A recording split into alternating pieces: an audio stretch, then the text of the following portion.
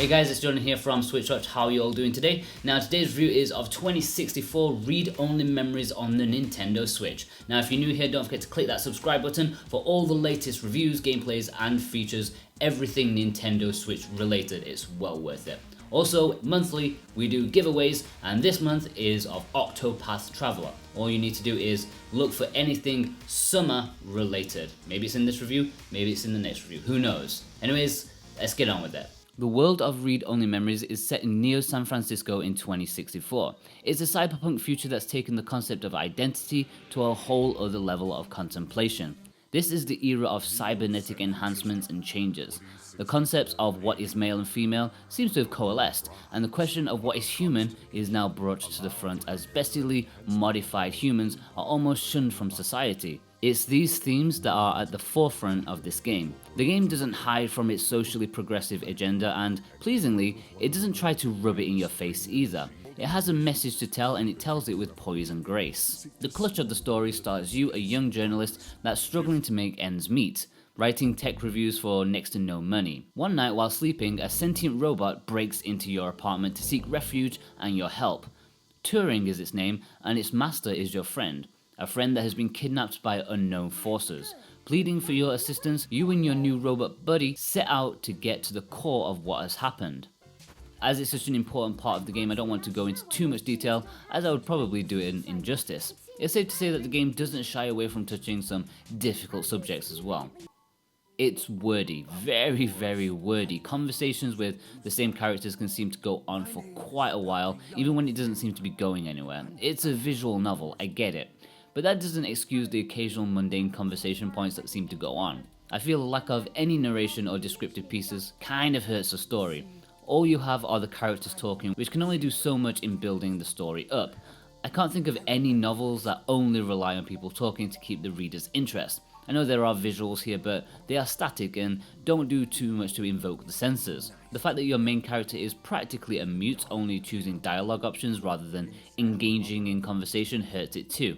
When you think of successful visual novel style games like the Phoenix Wright series, they are successful in carrying the story thanks to Phoenix himself and his assistant bouncing ideas and banter off each other, something that 2064 lacks.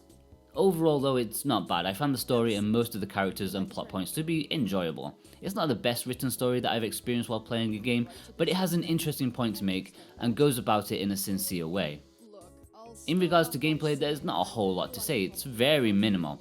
You're mostly listening to people talk and selecting dialogue options that affect the outcome of the story in some way. It is certainly more in line with a visual novel than a point-and-click adventure game, which you may be led to believe.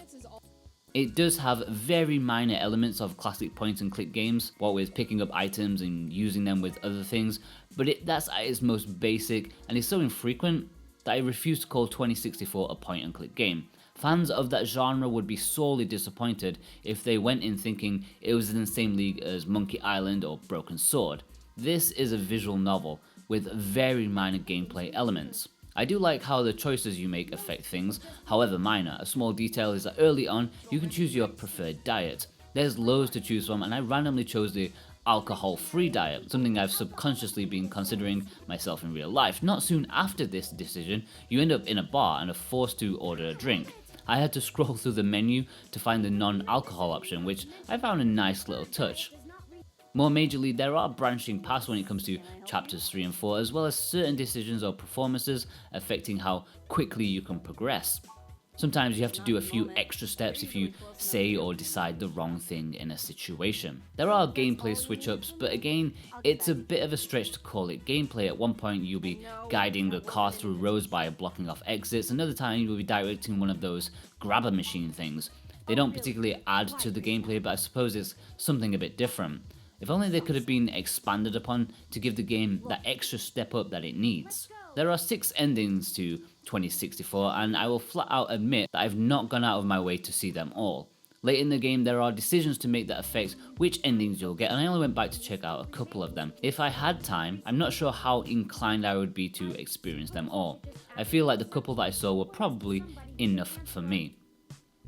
It's worth noting that this is the integral version of the game that includes a whole new side story and extra features such as a music player and a digital art book, which are always a nice bonus. The Switch version also includes HD Rumble, which for a visual novel you'd probably brush off as being a bit useless. Well, actually, it really added to the experience for me. The extra subtlety granted by the Joy-Con's Magic Rumble can give extra feeling to certain characters' expressions. It really caught me off guard at how involved I felt because of them, and I think it's something that other developers of more story-based games should take note of. Okay guys, in the top right hand corner, I want to know what you think of visual novels. Do you like them or don't you like them? Do you like the heavy story-based nature of the genre, or do you really need some gameplay in your games? Let us know. Visually, the game has gone for an old school point and click look, kind of like Beneath the Steel Sky or Snatcher, but possibly even more dated than that. The visual representation of the game doesn't fill the whole screen, just like classics of old. Instead, a good half of the screen is taken up by the text.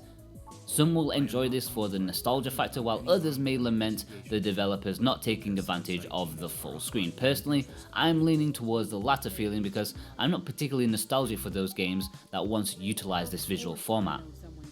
Performance wise, I don't really need to mention anything, right? This does not push the Switch in any way, either in docked or handheld, and I didn't experience any crashes at all, so a solid thumbs up in that department. The music is great, it has an 80s feel with an extra futuristic vibe to it. It may be a bit simple for some, and the instrumentation may not be of the highest fidelity, but it fits the retro theme of the visuals and I like it. Each character has their own musical theme that are surprisingly memorable, and I felt that the music really helped ease those long conversations between characters. 2064 features an almost fully voice acted script, which is mightily impressive in my opinion. Some minor characters and dialogue with too many responses omit the voice acting, but that's few and far between.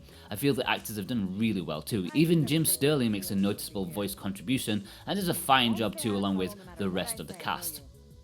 As for value, well, 2064 is going for a standard price of $20.64 and £15.79.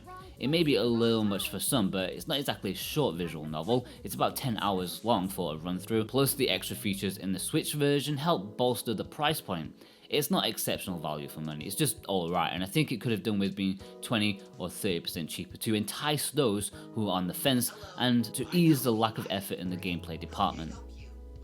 Overall, while I do find 2064 a commendable effort in trying to highlight issues in society with a thought-provoking script and story, this is not the game for everyone. It's talking, and more talking. That's not going to rub well with some, and I highly advise you to avoid this game if you need gameplay. Visual novel fans, and I know you're out there, will probably need no convincing at all, and you may have already bought this one. The story is good, but not spectacularly written, which is what the whole game rests upon, but it's interesting enough. The audio and visual presentation are nicely done, and I think the amount of content is enough to warrant a purchase for fans of the genre only. As a visual novel, and what it sets out to do, it's a 7 out of 10. It's good, commendable, but never great. Okay guys, I hope you've enjoyed this review of 2064 read-only memories on the Nintendo Switch. What do you think? If you're a regular Switch watcher, then leave a like and let us know. If you're new here, then consider subscribing for all the latest Switch reviews, gameplays and features. It's well worth it. And finally, head over to the website switchwatch.co.uk for written reviews, some of which don't make it to video form, so that's well worth a daily look too. I've been Jordan from SwitchWatch, and I'll see you guys next time. Take care.